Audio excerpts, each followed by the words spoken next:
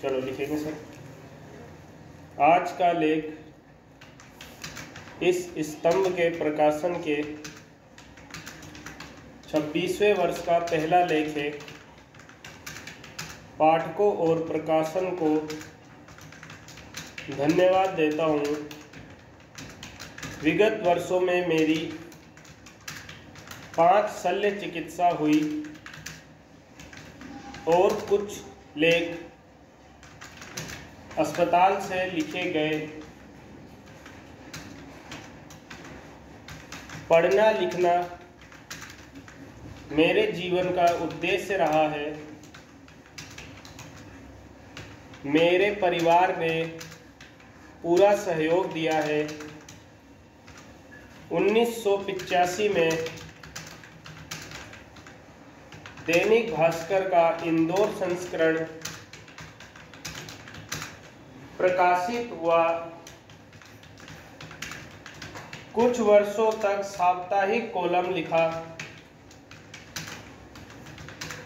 3 वर्ष तक नवरंग का संपादन भी किया। इसके बाद श्री सुधीर अग्रवाल ने मुझे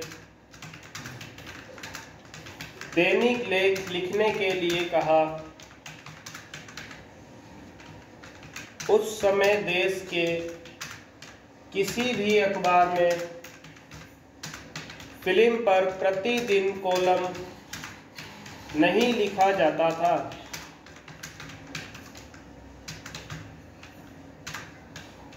तब तक भारत कृषि प्रधान देश था और आज की तरह फिल्म में नहीं हुआ था।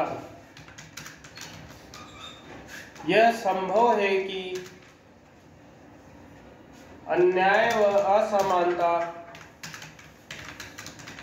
आधारित व्यवस्था में क्रिकेट और फिल्म पलायन के लिए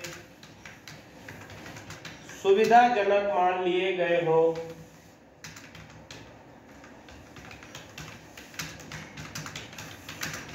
तूफान आने के समय शुतुरमुर्ग अपनी गर्दन रेत में घुसाकर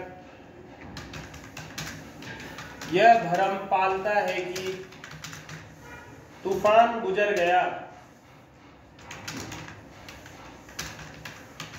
जबकि आज भी लगभग